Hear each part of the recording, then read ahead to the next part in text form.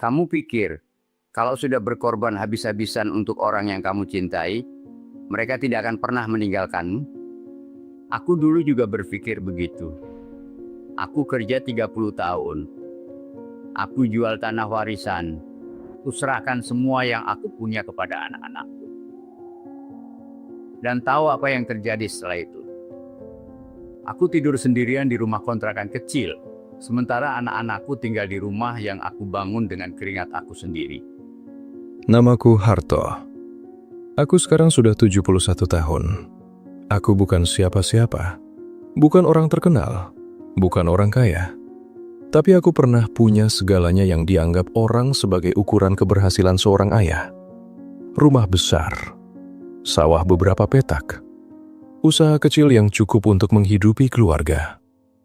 Dan 3 orang anak yang aku besarkan dengan seluruh jiwa ragaku.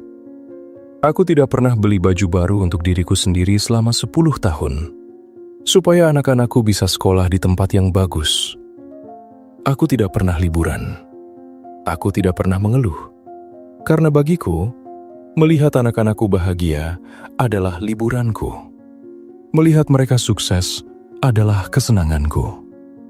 Tapi hari ini, di usia 71 tahun ini, aku ingin bicara jujur. Untuk kamu yang masih muda, untuk kamu yang mungkin sekarang sedang berjuang keras demi keluarga, dengarkan aku baik-baik. Karena aku tidak ingin kamu mengulang kesalahan yang sama seperti yang aku lakukan.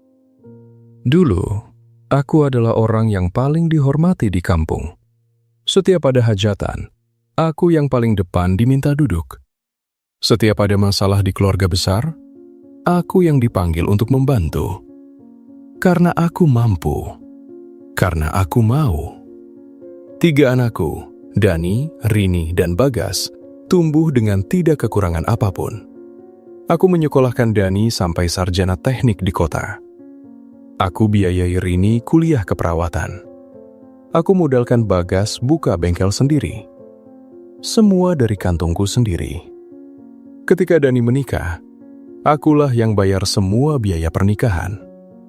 Ketika Rini minta dibelikan motor untuk kerja, aku belikan tanpa berpikir 2 kali. Ketika Bagas bengkelnya hampir bangkrut di tahun pertama, aku jual 1 petak sawahku untuk menutup hutangnya. Dan setiap kali aku melakukan itu semua, aku merasa bangga. Aku merasa aku adalah ayah yang baik. Istriku, Murnia, sering bilang, "Pak, jangan terlalu dimanja, nanti mereka tidak belajar susah." Tapi aku tidak dengarkan dia. Aku bilang, "Biar Bu, kita kerja keras, supaya anak-anak kita tidak perlu susah seperti kita dulu." Sekarang aku tahu, itulah kalimat terbodoh yang pernah aku ucapkan dalam hidupku. Ketika aku menginjak usia 60, dokter bilang jantungku mulai bermasalah. Aku tidak boleh terlalu capek, tidak boleh terlalu stres. Saat itulah aku mulai berpikir untuk pensiun dan membagi-bagikan apa yang aku punya kepada anak-anakku. Waktu itu, aku dan istriku sudah tidak sekuat dulu. Istriku punya sakit lutut yang makin parah. Aku sendiri sudah tidak bisa kerja berat seperti dulu. Jadi aku kumpulkan ketiga anakku. Aku duduk bersama mereka di ruang tamu rumah yang aku bangun 25 tahun yang lalu. Dan aku bilang dengan penuh kebanggaan, "Bapak sudah tua. Bapak ingin kalian yang mengurus semua ini sekarang. Rumah ini untuk kalian bertiga. Sawah yang tersisa, Bapak bagi rata. Usaha warung Bapak, Dani yang pegang. Kalian jaga adik-adik kalian ya." Mereka semua menangis waktu itu. Mereka peluk aku. Mereka bilang terima kasih. Dani bilang, "Bapak tenang saja. Kami pasti jaga Bapak sama Ibu sampai akhir hayat." Rini pegang tanganku sambil nangis dan bilang, "Bapak sudah terlalu banyak berkorban. Sekarang giliran kami." Bagas, si bungsu yang paling ceria, langsung bilang, "Bapak tinggal di sini sama Ibu. Kita semua kumpul. Enak." Aku menangis waktu itu. Tapi menangis karena bahagia. Aku pikir aku sudah melakukan hal yang benar.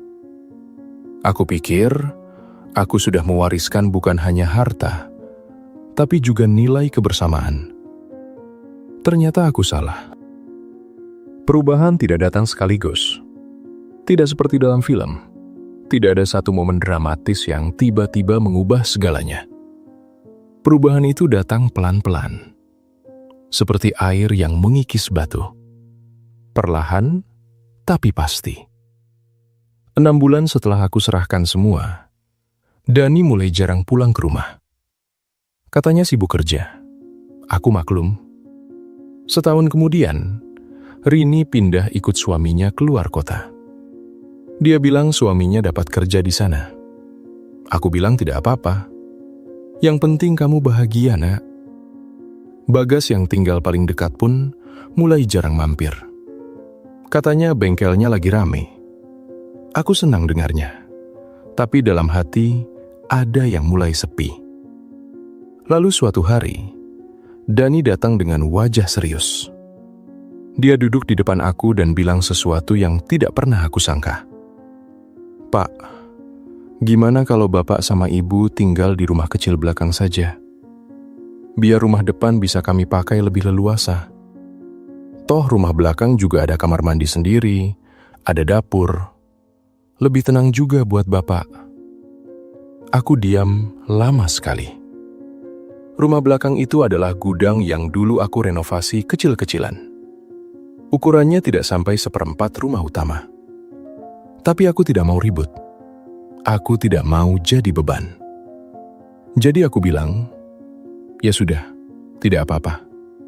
Istriku menangis diam-diam malam itu.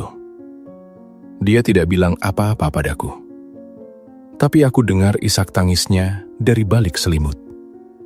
Dan aku, yang seumur hidup tidak pernah nangis di depan orang, malam itu aku menangis sendirian di kamar mandi.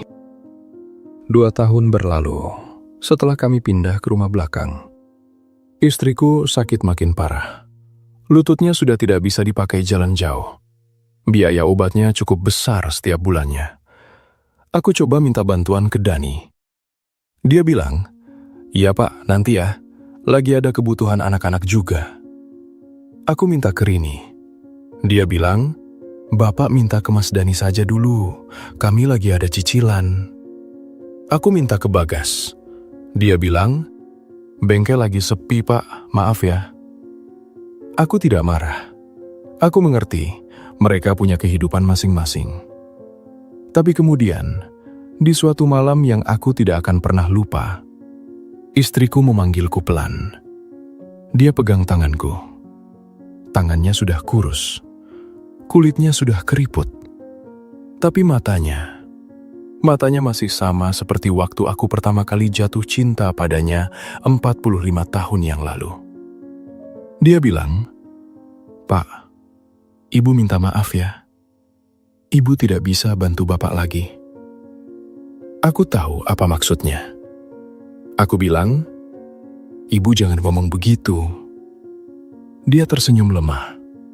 Dia bilang, "Pak, satu hal yang Ibu sesali. Kita terlalu mengutamakan anak-anak, sampai kita lupa mengutamakan diri kita sendiri. Seharusnya kita juga punya tabungan untuk kita berdua. Maaf ya Pak, Ibu tidak pernah bilang ini dari dulu." Seminggu setelah malam itu, istriku pergi. Dan aku, di usiaku yang 68 tahun waktu itu, berdiri di pemakaman istriku seorang diri karena Rini tidak bisa pulang. Katanya tidak ada tiket.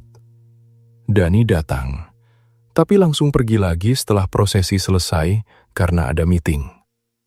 Hanya Bagas yang menemani, tapi dia pamit sebelum maghrib. Malam itu, aku pulang ke rumah belakang yang kecil itu seorang diri.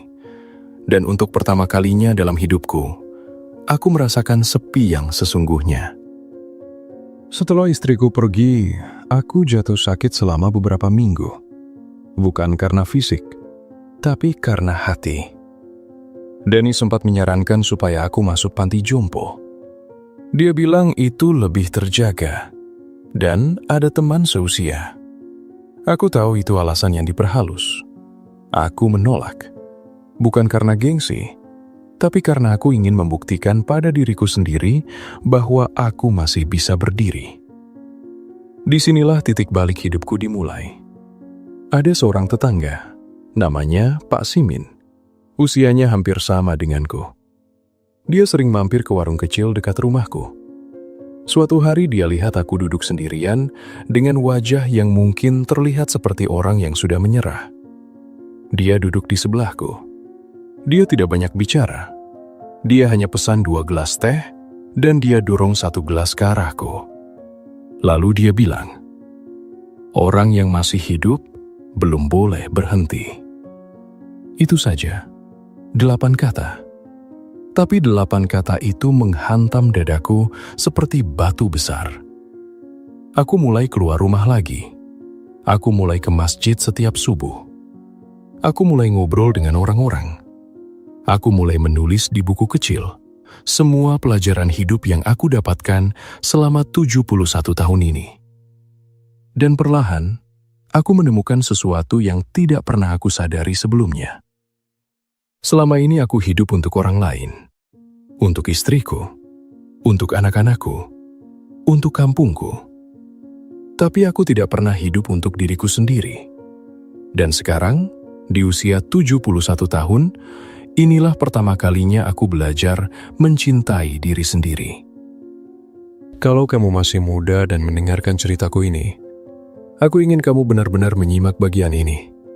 Pertama, jangan serahkan semua yang kamu punya kepada siapapun sebelum kamu benar-benar siap untuk tidak memiliki apa-apa. Termasuk kepada anak kandungmu sendiri. Cinta itu nyata, tapi ketergantungan finansial bisa mengubah dinamika keluarga dengan cara yang tidak pernah kamu bayangkan.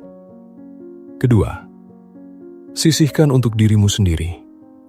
Bukan karena kamu egois, tapi karena kalau kamu tidak punya apa-apa untuk dirimu sendiri di hari tua, kamu akan menjadi beban bagi orang yang kamu cintai. Dan itu justru lebih menyakitkan dari apapun. Ketiga, anak yang baik tidak ditentukan dari seberapa banyak yang kamu berikan kepada mereka. Aku memberikan segalanya. Tapi, aku tidak mengajarkan mereka untuk bertanggung jawab, untuk bersyukur, untuk tidak mengambil lebih dari yang mereka butuhkan. Itulah kesalahanku sebagai orang tua. Keempat, jaga pernikahanmu, jaga pasanganmu. Aku menyesal tidak pernah mengajak istriku berlibur. Tidak pernah membelikannya sesuatu hanya karena aku ingin, bukan karena ada keperluan. Aku selalu berkata, nanti, nanti, nanti. Dan sekarang, tidak ada lagi waktu untuk nanti. Kelima, punya kehidupan sosial di luar keluargamu.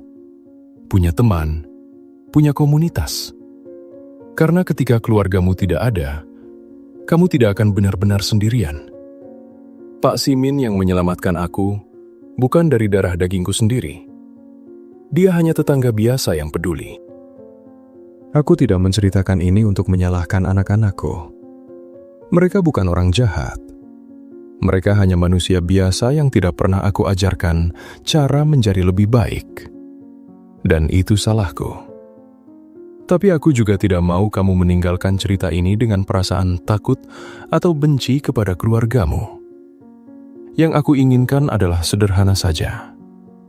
Hiduplah dengan bijak. Cintai keluargamu, tapi jangan mengorbankan dirimu sampai habis. Berikan yang terbaik, tapi juga sisakan yang terbaik untuk dirimu sendiri. Karena pada akhirnya, tidak ada penerbangan yang bisa membawa penumpang dengan selamat kalau pilotnya sendiri kehabisan napas.